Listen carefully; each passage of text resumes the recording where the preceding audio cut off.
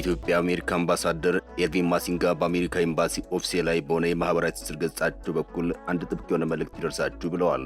መልእክቱ በአማራና በኦሮሚያ የቀጠሉ ጦርነቶችን ይመለከታል። ሰላምና መረጋጋትን ለመከታተል ጊዜው አሁን ነው የሚለው የአምባሳደሩ መልእክትም መፍትሄው በድርድር ተደምድሟል። አምባሳደሩ በመልእክታቸው በኢትዮጵያ ውስጥ የተቀሰቀሱ ግጭቶች ዘላቂ መፍትሄዎችን በተግባር የተፈናቀሉ ዜጎች ወደ ቤታቸው እንዲመለሱ በማድረግ ሕፃናት ትምህርታቸው እንዲከታተሉና የጤና አገልግሎት እንዲያገኙ በማድረግ ለሕዝብ ደህንነት ቅድሚያ እንዲሰጥ ተፋላሚዎች በቀጥታ እንዲደራደሩ ጠይቀዋል። ጦርነት ለማስቆም ድርድርና ውይይት እንዲካሄድ በግልጽ የጠየቁት አምባሳደሩም የፌዴራል መንግሥት በሕዝቡ ላይ የሚያደርሰውን የሰው አልባ አውሮፕላኖች ጥቃት በአፋጣኝ እንዲያቆም ብሎም ውሳኔዎችን እንዲያመቻች አሳስበዋል። የአሜሪካን አቋም የሚገልጽ የአምባሳደሩ ጥሪ በቅርቡ ከተላለፉ መልእክቶች ጋር አያይዘን እንመለከታለን። አብራችሁን ቆዩ።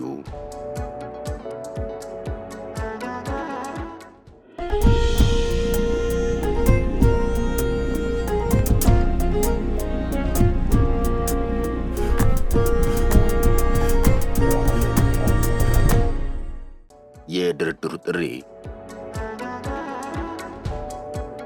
አሜሪካ በኢትዮጵያ እርስ በርስ ጦርነቶች በድርድር የማስቆም ልምድ እንዳላት ይታወቃል። በሰሜን ኢትዮጵያ ለሁለት ዓመታት ያክል የቀጠለውን ደም አፋሳሽ ጦርነት በድርድር በማስቆም ረገድ ከፍተኛ ሚና ከተጫወቱ አካላት መካከል አንዷ እንደሆነች ይታወቃል። ከዚያ ጦርነት ጋር ተያይዞ የመጡ መዘዞች ግን እስካሁን ድረስ እየተንከባለሉ መጥተው ሌላ ችግር ፈጥረው ይገኛሉ። ይነስም ይብዛም በአማራ ክልል የተቀሰቀሰው ጦርነት ከፕሪቶሪያ ስምምነት ጋር ተያይዟል። የፕሪቶሪያ ስምምነት በአማራ በኩል ብዙም የታመነ አልነበረም። ችግሩ ግን የፕሪቶሪያ ስምምነት ብቻ ሳይሆን በጦርነቱ ወቅት ከመንግስት ጋር ተሰልፈው ህወሓትን የተፋለሙት ፋኖና የክልሉ ልዩ ኃይል ትጥቅ ይፍቱ መባሉ ነበር። ይሄ የመንግስት ትጥቅ የማስፈታት ትዕዛዝ ሀገር አቀፍ ቢሆንም በቀዳሚነት አማራ ላይ መጀመሩ ቁጣን ቀስቅሶ ነበር። አማራ ብዙውን ጊዜ ከወልቃይትና ከራያ ጋር በተያያዘ ከህወሓት ጋር ልዩነት ስላለው ህወሓት ትጥቅ ባልፈታበት ሁኔታን ያልፈታም የህልውና ስጋት አለብኝ የሚል መከራከሪያ በማቅረብ ነበር መንግስትን የተቃወመው። መንግስት ግን የአማራ ኃይሎችን ጥያቄ ወደ ጎን ብሎ በኃይል አለያም በህግ ማስከበር ዘመቻ ስም ትጥቅ አስፈታለሁ ሲል በተቃውሞ ደረጃ የነበረው ውጥረት ወደ ጦርነት ተቀይሮ ሁለተኛ ዓመቱን ይዟል።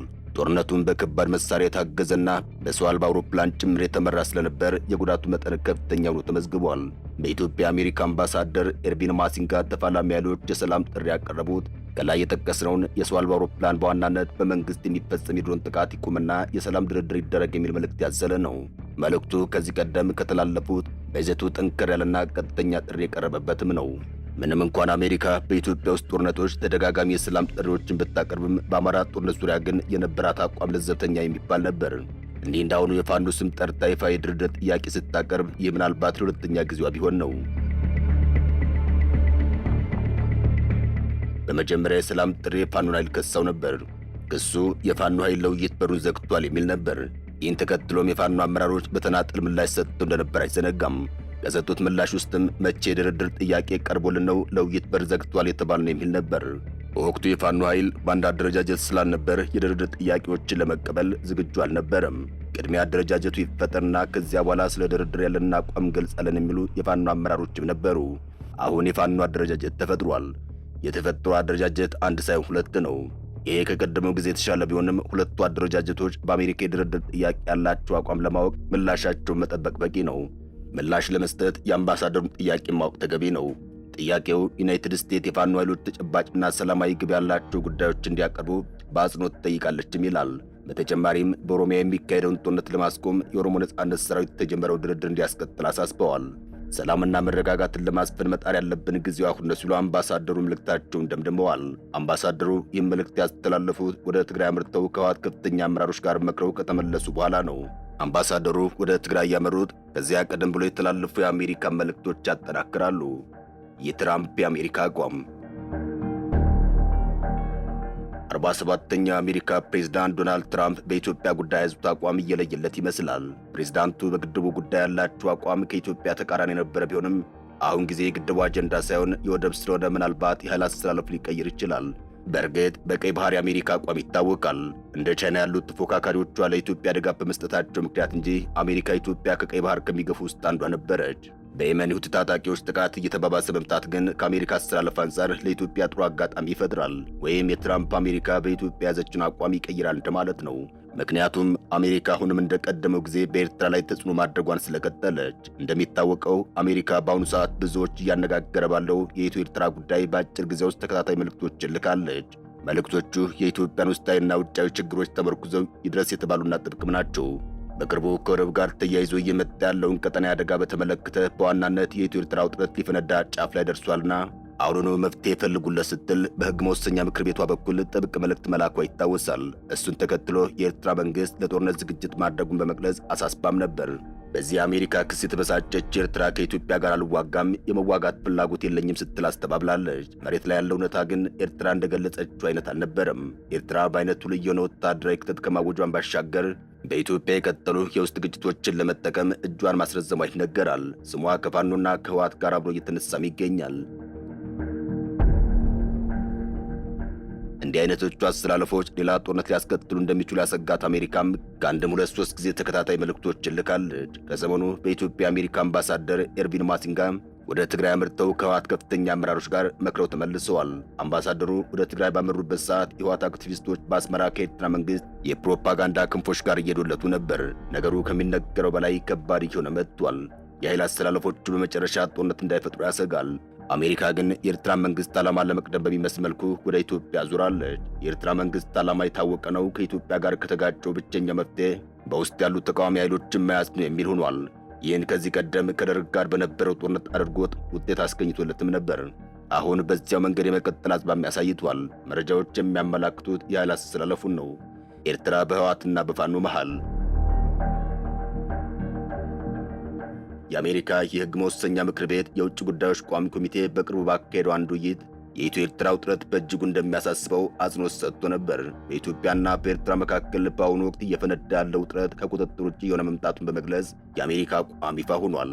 በእርግጥ የኢትዮ ኤርትራ ውጥረት አሳሳቢ ደረጃ ላይ ደርሷል። ኤርትራና ኢትዮጵያ ወደ ሌላ ዙር ግጭት ሊገቡ አፋፍ ላይ ናቸው የሚል ዘገባ ተደጋግሞ ወጥቷል። ዘገባው ውጥረቱን እየጨመረ መምጣቱን ያሳያል ብቻ ሳይሆን አሜሪካን ጨምሮ ዓለም አቀፉ ማህበረሰብ ሊመጣ ያለውን ጦርነት ለመከላከል የተወሰነ ተነሳሽነት እያሳየ ያለውም ዘገባውን ተከትሎ ነው። በሁለቱ ሀገራት በኩል እየተጠናከረ የመጣው ወታደራዊ ዝግጅት በጋራ ድንበሮቻቸው ላይ ሲንቀሳቀሱ ማየት ስጋትን ፈጥሯል። ኤርትራ በጣም ትንሽ የሆነችና በኢኮኖሚ እጅግ በጣም የጠበበች ባለ ሁለት መንገድ የጦርነት ስትራቴጂ የዘረጋች ተብላ በበርካታ መገናኛ ብዙሃን ስትተች ቆይታለች። አገሪቱ ወታደራዊ ግዳጅን ከማዘዝ ባሻገር ብዙ ቁጥር ያላቸው ወታደሮችን በፍጥነት ወደ ማሰልጠኛ ካምፖች ማሰባሰብ ብሎም ወታደራዊ መሳሪያዎችን በፍጥነት ማግኘት ላይ ትኩረት ማድረጓ እየተነገረ ይገኛል። ትናንሽና መካከለኛ የጦር መሳሪያ የታጠቀ የኤርትራ ጦር ውሱን ነገር ግን የላቀ የእጅና አውቶማቲክ የአየር መከላከያ ስርዓቶች እንዳሉት ይነገራል። ኤርትራ የታጠቁ ተቃዋሚዎችን በመደገፍና በማደራጀት የኢትዮጵያን ውስጣዊ ግጭት ታባብሳለች። ይህም የኤርትራ የጦርነት ስትራቴጂ ነው።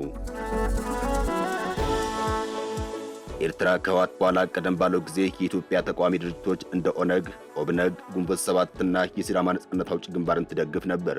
ይህ ልምዷን ተጠቅማም የኢትዮጵያ ወታደራዊ ጥንካሬን ለማዳከም የቀድሞ አጋሮቿን እንደገና ማግኘትና አዲስ አጋር መፍጠር ጀምራለች ተብሎላታል። ካለፈው ዓመት ጀምሮም ኤርትራ ውስን ወታደራዊ ቁሳቁሶችን ወደ ኢትዮጵያ አማራ ክልል በተለይ በጎንደርና ጎጃም ያሉትን የፋኖ ታጋዮች ትደግፋለች የሚል ክሶች እየቀረበባት ይገኛል። ከዚህ በተጨማሪ ኤርትራ በዲያስፖራ ላይ የተመሰረቱ ተቃዋሚ ሚዲያዎች መጠነኛ የገንዘብ ድጋፍ አድርጋለች የሚሉ ክሶችም እየቀረቡባት ይገኛል። የተቀናጁ የኤርትራ ዲያስፖራ ኔትወርኮች በኢትዮጵያ ላሉት የማህበራዊ ሚዲያ ዘመቻን በመክፈት የውስጥ ክፍፍሎችን በማስፋት ላይ ናቸው የሚል ክስም ይቀርብባቸዋል። ለዚህም ማሳያው የቀድሞ የትግራይ ተወላጅ ወታደራዊና የመረጃ ባለስልጣናት ከተወሰኑ የህወሓት አመራሮች ጋር በመሆን የኤርትራ ኃይሎች ጋር የመግባቢያ መንገዶችን መፍጠራቸው ነው። የህወሓት ኃይሎች በኢትዮጵያ ባለስልጣናት ላይ አሳሳቢ ፈተና ፈጥረዋል እየተባለም ይገኛል። ኤርትራ ልታስተባበር ብትሞክርም አንዳንድ የህወሓት ባለስልጣናት ያለፈውን ጦርነት በማስታወስ የማይሆን የሚል አቋም ይዘዋል። ይህም ኤርትራ በትግራይ ለተፈጠረው ፖለቲካዊ ውጥረትና የአመራር ክፍፍል ላይ እጇ እንዳለበት ማሳያ ሆኗል። ነገር ግን ኤርትራ ህወሓትንም ሆነ የፋኖ ኃይሎች በአጠቃላይ በኢትዮጵያ መንግስት በመቃወም የቀጠሉ ኃይሎችም በሰፊ የመደገፍ አቅሟን እንደቀደመው ጊዜ ጠንካራ አይደለም። ኢኮኖሚያ የተዳከመ ስለሆነ የመሳሪያ አቅሟም ሆነ ድጋፏ የተመጠረ ይመስላል። እንዲያም ሆኖ ኤርትራ ድጋፏን ለማስቀጠል የመሳሪያ ድጋፍ ግን ልታደርግ ትችላለች። ማሰልጠኛ ቦታዎችን በማመቻቸት ሌላ ዲፕሎማሲ ስራዎችን ለማከናወን ልታግዝም ትችላለች። እንደሚባለው የኤርትራ መንግስት በአሁኑ ወቅት ከኢትዮጵያ መንግስት ተቃራኒ ከሆኑ ተቃዋሚ ኃይሎች ጋር በተለይ ከህወሓትና ከፋኖ ኃይሎች ጋር ግንኙነት አድርጋ ድጋፏን የምትቀጥል ከሆነም ሊታይ የሚችለው ከላይ በተጠቀሰው አውድ ውስጥ ነው። በዚህ ኃይል አስተላለፍ ለውጥ መሃል አሜሪካ በግልጽ መጥታ ጥብቅ መልእክቶችን እያስተላለፈች ትገኛለች። አሜሪካ በጀመረችው መንገድ ተጽዕኖን አድርጋ መንግስትን ከታጣቂ ኃይሎች ጋር አደራድራ በኢትዮጵያ ሰላም እንዲወርድ ካደረገች አስቀድሞ የተፈራው ጦርነት አይፈጠርም። ከእስካሁኑ በባሰ መልኩ ሊፈጠሩ የሚችሉ ችግሮችም ይቀንሳሉ። ጥያቄው አሜሪካ የመንግስትንና የኦነግ ሸኔን ብሎም የህወሓትን ችግር መቅረፍ ብትችል እንኳን ራሷ ሊፈነዳ አቋፍ ላይ ደርሷል ያለችውን የኢትዮ ኤርትራ ውጥረት እንዴት ልታደርገው ትችላለች የሚለው ነው። ምክንያቱም ከውጥረቱ ጀርባ የተፈጠሩ ወደብ ተኮር የኃይል አስተላለፎች በቀላሉ የሚታዩ አይደሉምና ነው። አበቃን። ሰናይ ጊዜን ተመኘን።